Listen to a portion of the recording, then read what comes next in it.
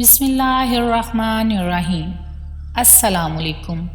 اردو کہانی گھر میں خوش آمدید۔ آج کی میری یہ ویڈیو کسی کی زندگی سے متعلق ایک سچی اور سبق آموز کہانی ہے۔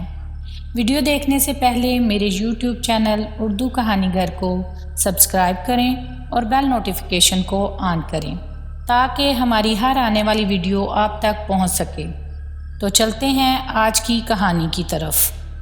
ایسی دو روحی باتیں تو کوئی چڑیل ہی کر سکتی ہے۔ اس طرح اس نے بوڑھی عورت کی مخالفت میں بھی ایک پوائنٹ نوٹ کر لیا تھا۔ پھر اس کے دماغ میں دوسرا خیال آیا کہ چندریا حویلی کی چار دیواری میں محدود زندگی گزار رہی ہے۔ اس حویلی سے باہر کیا ہو رہا ہے وہ نہیں جانتی۔ وہ دو پراسرار ہاتھ باہر جو کچھ کر رہے تھے ان کی کہانی بوڑھی عورت نے ہی سنائی تھی۔ ایسا سوچتے وقت خیالوں میں بیٹھی ہوئی بڑھیا کے دو ہاتھ نظر آئے۔ سگریٹ اس کے ہونٹوں میں دبا ہوا تھا۔ ایک ہاتھ نے آگے بڑھ کر لائٹر اٹھایا اور سگریٹ کو جلا دیا۔ سگریٹ جلانے کے بعد اس ہاتھ نے لائٹر کو تپائی پر رکھ دیا۔ وہ سوچ میں اس قدر گم ہو گیا تھا کہ سگریٹ کے کش لگاتے وقت سوچنے میں اور لطف آ رہا تھا۔ اس نے بڑھیا کے خلاف دوسرا پوائنٹ بھی نوٹ کر لیا تھا کہ پراسرار ہاتھوں کے بارے میں صرف بڑھیا ہی جانتی تھی۔ ایک نوجوان مرد کو اپنی حسین پوتی سے دور رکھنے کے لیے ان پراسرار ہاتھوں کو اس کے مفلوج ہاتھوں سے وابستہ کر رہی تھی۔ بڑھیا ایسی باتیں کہہ کر صرف 12 بجے تک اپنی پوتی سے دور رکھنا چاہتی تھی، کیونکہ 12 بجے تک وہ محض ایک بوڑھی اور کمزور عورت ہے۔ 12 بجے کے بعد اپنا روپ بدلے گی۔ اچانک ہی سوچ کا سلسلہ ٹوٹ گیا۔ دیوار گیر گھڑی نے 11 بجائے تھے۔ رات 2 حصوں میں تقسیم ہونے کے لیے 1 گھنٹے کا انتظار کر رہی تھی۔ رات کے دوسرے حصے میں کیا ہونے والا ہے اس کے متعلق وہ زیادہ سوچ نہ سکا تھا۔ اچانک ہی اسے خیال آیا کہ وہ سگریٹ کے کش لگا رہا ہے۔ اس نے چونک کر لائٹر کی طرف دیکھا جو تپائی پر رکھا ہوا تھا۔ پھر سگریٹ کو انگلیوں میں لے کر دیکھنے لگا۔ میں نے سگریٹ کب جلایا؟ مجھے تو یاد ہی نہیں ہے۔ وہ پریشان ہو کر سوچنے لگا۔ اس کی سمجھ میں نہیں آ رہا تھا کہ اس نے کس وقت لائٹر اٹھایا اور کس وقت سگریٹ جلایا۔ وہ چاروں طرف وحشت زدہ نظروں سے دیکھنے لگا۔ اس کی دانست میں یہ احمقانہ خیال تھا، بند کمرے میں آ کر کسی نے اس کا سگریٹ جلایا۔ اگر کوئی آتا تو وہ ضرور اس کی موجودگی سے چونک جاتا۔ پھر اس نے دل ہی دل میں کہا، نان سینس، میں خواہ ہی الجھ رہا ہوں۔ اپنا سگریٹ میں نے خود ہی جلایا ہوگا۔ بعض اوقات انسان سوچ میں اتنا گم ہو جاتا ہے کہ اس کو پتہ ہی نہیں چلتا کہ وہ کیا حرکتیں کر رہا ہے۔ میں بھی سوچ میں اس قدر گم ہو گیا تھا کہ بے خیالی میں سگریٹ جلانے کے بعد اپنے اس عمل کو بھول ہی گیا۔ گھڑی کی ٹن ٹن نے میری سوچ میں گڑبڑ پیدا کر دی۔ ہاں، میں کیا سوچ رہا تھا؟ وہ پھر دادی اور پوتی کے متعلق سوچنے لگا۔ اس بار دونوں اس کے سامنے تھی۔ جب وہ ایک ساتھ سامنے آئی تو اسے یاد آیا کہ دونوں ہی اس کی حفاظت کرنا چاہتی تھی۔ دونوں نے ہی اسے مشورہ دیا تھا کہ وہ رات کو اپنے کمرے سے باہر نہ نکلے۔ یہ چکر اس کی سمجھ میں نہیں آ رہا تھا۔ جب وہ دونوں ہی اس کی حفاظت کرنا چاہتی تھی تو پھر خطرہ کس سے تھا؟ وہ پریشان ہو کر اپنا سر کھجانے لگا تھا۔ تب یہ بات سمجھ میں آئی کہ کمرے کے اندر بھی وہ محفوظ نہیں رہ سکتا۔ اس کی انگلیوں میں جلتا ہوا سگریٹ بھی سمجھا رہا تھا۔ اس نے جلا کر سگریٹ فرش پر پھینک دیا اور جوتے سے مچلنے لگا۔ اس کے بعد وہ دروازے اور کھڑکیوں کے پاس جا کر ان کی مضبوطی کو آزمانے لگا۔ پھر وہ دیواروں پر ہاتھ مار مار کر چار دیواری کے چکر لگانے لگا۔ جس طرف پلنگ بچھا ہوا تھا اس کی پچھلی دیوار کے ایک طرف ایک اونچے سی لکڑی کے سٹینڈ پر پھولوں سے بھرا ہوا گلدان رکھا تھا۔ دیوار اور پلنگ کے درمیان سے گزرنے کے لیے اس نے فلاور سٹینڈ کو ایک طرف ہٹایا تو اچانک ہی ہلکی سی سرسراہٹ سنائی دی۔ پلنگ کے پیچھے کی دیوار آہستہ آہستہ سرک رہی تھی۔ وہ چند لمحوں تک دم بہت کھڑا رہا اور دیوار کے اس پار اندھیرے میں دیکھتا رہا۔ یہاں کچھ نظر نہیں آ رہا تھا۔ کچھ نظر نہ آنے کے باوجود اس کے خیالوں نے اسے دور تک پہنچا دیا تھا۔ یہ بات اچھی طرح سمجھ میں آ گئی تھی کہ اسے کمرے سے باہر نکلنے کے لیے کیوں منع کیا گیا تھا۔ دونوں نے اسے کمرے میں رہنے کے لیے کہا تھا، مگر دونوں کے مشورے میں ذرا فرق تھا۔ چندریا نے اسے کہا تھا کہ وہ صرف 3 بجے تک وہاں رہے۔ 3 بجے کے بعد چندریا نے اسے اپنے پاس بلایا تھا۔ وہ جانتی تھی کہ 3 بجے تک اس کا محبوب جاگتا رہے گا اور جب تک جاگتا رہے گا تو ہر خطرے سے نپٹنے کے لیے تیار بھی رہے گا۔ اس کمرے میں کوئی خطرہ کس چور دروازے سے آئے گا شاید وہ بھی نہیں جانتی تھی۔ اگر اسے چور دروازے کا علم ہوتا تو یہ بھی بتا دیتی۔ اس کا یہی احسان کیا کم تھا کہ اس نے 3 بجے تک جاگ کر رہنا، دوسرے لفظوں میں محتاط رہنے کا مشورہ دیا تھا۔ اور وہ بڑھیا زبیر شاہ پھر دانت پیسنے لگا۔ اس بڑھیا نے میرے لیے اس کمرے کا انتخاب صرف اس وجہ سے کیا تھا کہ وہ روپ بدلنے کے بعد اسی چور دروازے سے آنا چاہتی تھی۔ اس چور دروازے کا یہ تاریخ رستہ کہاں تک گیا ہے اور وہ کہاں سے روپ بدل کر آئے گی، میں اسی جگہ اس کا خاتمہ کر سکتا ہوں۔ یہ سوچ کر اس نے پسٹل نکال لیا۔ تپائی کے پاس آ کر اس نے سگریٹ کیس اور لائٹر کو جیب میں رکھا، بائیں ہاتھ سے شمعدان اٹھایا اور دائیں ہاتھ سے پسٹل تھام کر چور دروازے کے پاس پہنچ گیا۔ آگے جو چور رستہ اندھیرے میں ڈوبا ہوا تھا ذرا دور تک روشن ہو گیا۔ اس کے آگے بددستور تاریکی تھی اور تنگ رادری کے دونوں طرف سیاہ پتھریلی دیواریں تھیں۔ وہ آہستہ آہستہ قدم اٹھاتا آگے بڑھ رہا تھا۔ تاریکی اپنے سیاہ دانت نکالے اس کا تعاقب کر رہی تھی۔ چلتے وقت اس نے محسوس کیا کہ وہ رادری نشیب کی طرف جا رہی ہے، شاید وہ حویلی کا تہخانہ ہے۔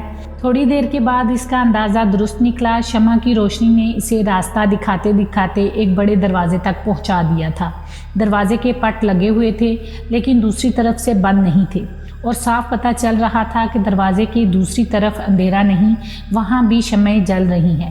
اس نے اپنے ہاتھ میں پکڑی ہوئی شمع بجھا دی تھی، پھر اس نے شمعدان دروازے کے فرش پر چپکے سے رکھ دیا۔ اس کے بعد دروازے سے کان لگا کر سننے لگا۔ اندر سے باتیں کرنے کی دھیمی دھیمی آوازیں آ رہی تھیں۔ کبھی ایک مردانہ بھاری آواز سنائی دیتی اور کبھی زنانہ آواز کی سرگوشیاں بھی دروازے سے ٹکراتی تھیں۔ وہ کیا باتیں کر رہے تھے یہ سمجھ میں نہیں آ رہا تھا کیونکہ الفاظ واضح نہیں تھے، مگر اس نے زنانہ آواز کو پہچان لیا تھا۔ وہ بڑھیا کی آواز تھی۔ اس آواز کو پہچانتے ہی وہ غصے سے دانت پیسنے لگا۔ پسٹل اس کی مضبوط گرفت میں تھا۔ اب اس نے ٹریگر پر انگلی رکھ دی اور دوسرے ہاتھ سے دروازے کو بڑی آہستگی سے کھولنے لگا، مگر دروازہ بہت مضبوط اور بھاری تھا۔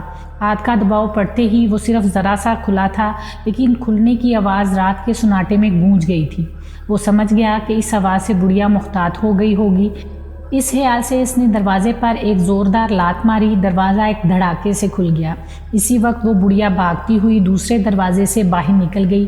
دروازے سے باہر نکلتے ہی دروازہ آپ ہی آپ بند ہو گیا اور اس دروازے کے سامنے ایک قدآور نوجوان تن کر کھڑا ہو گیا۔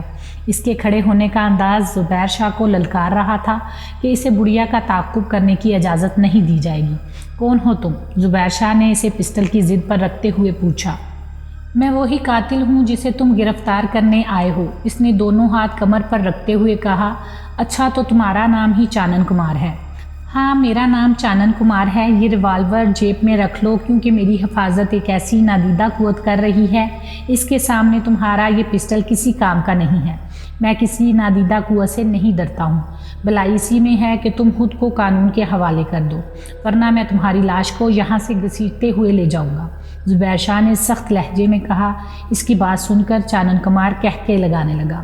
زبیر شاہ نے گرجتے ہوئے کہا، میں 3 تک گنتا ہوں، گنتی ختم ہوتے ہی میں تمہاری ٹانگوں میں گولی مار دوں گا، پھر تم بھاگنے کے قابل بھی نہ رہو گے۔ 1 2 اور 3۔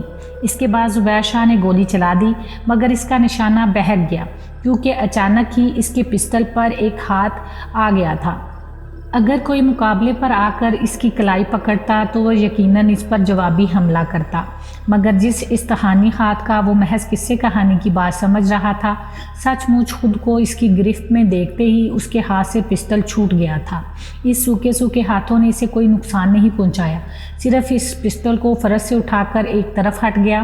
زبیر شاہ بوکھلا کر اس ہاتھ کو دیکھ رہا تھا، لیکن اس میں اتنا حوصلہ نہیں تھا کہ آگے بڑھ کر اس سے پسٹل کو چھین لیتا۔ اسی وقت چانن کمار نے اس پر چھلانگ لگائی اور اس پر گھونسے برساتا ایک طرف لے گیا۔ تھوڑی دیر تک تو زبیر کی سمجھ میں کچھ نہ آیا کہ اس کے ساتھ ہو کیا رہا ہے۔ متواتر گھونسے کھانے کے بعد ہوش آیا کہ اس کے مقابلے پر ایک زندہ انسان ہے۔ پھر تو چانن کمار کی شامت آ گئی۔ جب اس کے منہ اور ناک پر گھونسے پڑنے لگے تو وہ بار بار گھبرا کر استحانی ہاتھوں کی طرف دیکھنے لگا۔ وہ اس سے مدد کی توقع کر رہا تھا۔ وہ ہاتھ کچھ دیر تک رکے رہے، پھر ایک ہاتھ نے آگے بڑھ کر زبیر شاہ کے منہ پر تماچا رسید کر دیا۔ وہ لڑکھڑا کر پیچھے چلا گیا۔ چانن کمار کو شے ملی تو پھر سے اس پر حملہ کرنے لگا۔ زبیر شاہ نے پہلے 2-3 گھونسے کھائے، پھر اس روحانی ہاتھ کی طرف دیکھا جو اپنی جگہ واپس چلا گیا تھا۔ جیسے ہی وہ دور ہوا اس نے پھر چانن کمار کی پٹائی شروع کر دی۔ چانن کمار کی آنکھوں کے سامنے پھر تارے ناچنے لگے، اس کی ناک اور باچیوں سے خون رسنے لگا۔ وہ چکرا کر فرش پر گرنے والا تھا کہ اسی وقت استحانی ہاتھ نے ریوالور کے دستے سے زبیر شاہ کے سر پر ایک زوردار ضرب لگا دی۔ زبیر شاہ کے حلق سے ایک کراہ نکلی، پھر وہ دونوں ہاتھوں سے سر کو تھام کر فرش پر بیٹھتا چلا گیا۔ اس کی آنکھوں کے سامنے اندھیرا چھا گیا تھا اور وہ ہوش و حواس سے بیگانہ ہوتا چلا گیا۔ اس نے آخری بار آنکھیں پھاڑ پھاڑ کر اپنے دشمن کو دیکھنے کی کوشش کی۔ وہ ایسی حالت میں بھی دشمن سے مقابلے پر کمزور نہیں رہنا چاہتا تھا، لیکن اس کی قوت برداشت جواب دے گئی تھی اور وہ بے ہوش ہو گیا تھا۔ جب اسے ہوش آیا تو اس کے دماغ میں ٹھک ٹھک کی آوازیں گونج رہی تھی۔ اس نے سر کو جھٹک کر اس آواز کو سمجھنے کی کوشش کی تو پتہ چلا کہ کوئی دروازے کو پیٹ رہا ہے۔ اس نے فوراً ہی آنکھیں کھول دی۔ وہ اسی کمرے میں تھا جہاں سے اس نے چور دروازہ دریافت کیا تھا۔ اس وقت وہ بستر سے اٹھنے لگا تو سر کے پچھلے حصے سے ٹیسیں اٹھنے لگی۔ اس نے دونوں ہاتھوں سے سر کو تھام لیا۔ دروازے کو اب تک کوئی پیٹ رہا تھا۔ اس نے دروازے کی جانب دیکھا۔ اسے دیکھنے کا خیال آیا تو سب سے پہلے پسٹل کو دیکھنا شروع کر دیا۔ پسٹل کو اپنی جگہ پر ہی موجود پا کر اس کو حیرت ہوئی۔ اس کی سمجھ میں نہیں آ رہا تھا کہ اس کے ساتھ کیسی دشمنی کی گئی ہے۔ وہ استحانی ہاتھ اس کی جان بھی لے سکتے تھے، لیکن اس ہاتھ نے اس کی جان لینے کی بجائے اس کا پسٹل واپس کر دیا تھا اور اسے بھی کمرے میں واپس پہنچا دیا گیا تھا۔ اس نے پسٹل نکال کر چیک کیا۔ اس میں 5 گولیاں موجود تھیں۔ ایک گولی وہ تہخانے میں چلا چکا تھا۔ اس بار اس نے بڑے عزم سے سوچا کہ اب وہ استحانی ہاتھ اسے خوفزدہ نہیں کر سکے گا۔ اب اگر اس نے کلائی پکڑی تو وہ بھی اس کی کلائی پکڑ کر مروڑ دے گا۔ مردہ ہاتھ زندہ انسان کے حوصلوں سے زیادہ مضبوط نہیں ہو سکتے۔ ابھی وہ دروازہ کھول کر باہر جائے گا اور سب سے پہلے اس بڑھیا کا گلا دبوچے گا۔ اس نے پسٹل کو مضبوطی سے تھام لیا، پھر دروازے کی طرف بڑھتے ہوئے پوچھا، کون ہے؟ اس کے جواب میں اوں آ کی آوازیں سنائی دی۔ اس نے آواز کی نزاکت سے اندازہ لگایا کہ دروازے کی دوسری طرف چندریا ہے۔ اس کی اوں آ سے پتہ چل رہا تھا کہ کسی نے اس کے منہ کو دبا رکھا ہے۔ شاید وہ اتنی دیر سے زبیر شاہ کو مدد کے لیے پکار رہی تھی۔ وہ دوڑتا ہوا دروازے کے پاس آیا، پھر فوراً ہی اس نے کھنڈی کھول دی۔ دروازے کو دھکیلا۔ وہ خطرہ پاتے ہی گولی چلانے کے لیے تیار تھا، مگر باہر کوئی خطرہ نہ تھا۔ کھلے ہوئے دروازے کے سامنے چندریا تنہا کھڑی تھی۔ اس کے دونوں مفلوج ہاتھ بدن کے اطراف جھول رہے تھے اور وہ دودھ سے بھرا ہوا جگ دانتوں سے پکڑے ہوئے تھی۔ شاید پاؤں کی ٹھوکر سے دروازے پر دستک دے رہی تھی۔ زبیر شاہ نے دودھ سے بھرا جگ اپنے ہاتھ میں لیا، تب وہ پریشان ہو کر بولی، صبح ہو چکی ہے، میں 3 بجے سے تمہارا انتظار کر رہی ہوں۔ جب تم وعدے کے مطابق نہیں آئے تو میں پریشان ہو گئی۔ پہلے میں دادی اماں کے کمرے کی طرف گئی، ان کا کمرہ اندر سے بند ہے۔ مجھے اطمینان ہو گیا کہ وہ سو رہی ہیں۔ پھر میں کچن میں جا کر تمہارے لیے یہ دودھ لے کر آئی ہوں۔ زبیر شاہ نے بہت سے محبوبہ اداؤں کے متعلق پڑھا اور سنا تھا، لیکن دانتوں سے دودھ کا جگ پکڑ کے لانے والی محبوبہ پہلی بار دیکھی تھی۔ وہ اس کے ساتھ باتیں کرتا ہوا کمرے کے اندر آیا۔ چندریا پلنگ کے سرے پر بیٹھ کر واقعہ سن رہی تھی جو زبیر شاہ پر گزر چکا تھا۔ اس کے دونوں مفلوج ہاتھ اس کے زانوں پر رکھے ہوئے تھے۔ وہ ایسی سہمی ہوئی نگاہوں سے دیکھ رہی تھی جیسے وہ حادثہ زبیر شاہ کے ساتھ نہیں بلکہ اس کے ساتھ پیش آیا ہو۔ زبیر شاہ نے محسوس کیا کہ اس کی آنکھیں بھیگ رہی ہیں۔ وہ انتظار کرتا رہا کہ اس کی آنکھوں سے آنسو ٹپکے تو آگے بڑھ کر اسے لرزتے ہوئے موتیوں کو اپنے رومال میں جذب کر لے۔ اس طرح سے چھونے کا بہانہ بھی مل جائے گا۔ جب سے وہ یہاں آیا تھا اسے کسی بہانے چندریا کو چھونے کا موقع نہیں مل رہا تھا۔ پھول کی نازک پتی کو یا ریشم کی چکناہٹ کو بے اختیار ہاتھ بڑھا کر چھونے کے لیے دل مچلتا ہے، لیکن چندریا کی شخصیت میں کچھ عجیب سی بات تھی۔ اس کا سانس لیتا ہوا بدن اسے پکارتا ضرور تھا، مگر اس کے چہرے پر اتنی معصومیت تھی کہ کسی عہد و پما کے بغیر، یہ اس کی رضامندی کے بغیر اسے چھونے کی جرت نہیں ہوتی تھی۔ اس کی آنکھیں بھیگی ہوئی نظر آئیں۔ زبیر شاہ کی خواہش پوری کرنے کے لیے آنسوؤں سے ایک قطرہ بھی باہر نہ آیا۔ وہ آنسوؤں سے بھیگی ہوئی آواز میں بولی، میں کتنی مجبور ہوں اور بے بس ہوں کہ تمہارے سر پر چوٹ آئی ہے اور میں اپنے ہاتھوں سے تمہیں مرہم بھی نہیں لگا سکتی۔ ہم پولیس والے آئے دن ایسے زخم کھاتے رہتے ہیں۔ آج پہلی بار تمہارے جیسی حسین لڑکی نے میرے زخم پر مرہم رکھنے کی بات کی ہے۔ واقعی یہ افسوس کی بات ہے کہ تم ہاتھ بڑھا کر مجھے چھو نہیں سکتی، لیکن میری خواہش ہے کہ میں آگے بڑھ کر تمہیں چھو لوں، تمہیں اپنے سینے سے لگا کر اپنے دل کی دھڑکنوں کو سکون پہنچاؤں۔ زبیر شاہ نے محبت سے کہا اور وہ شرم سے دوہری ہو گئی۔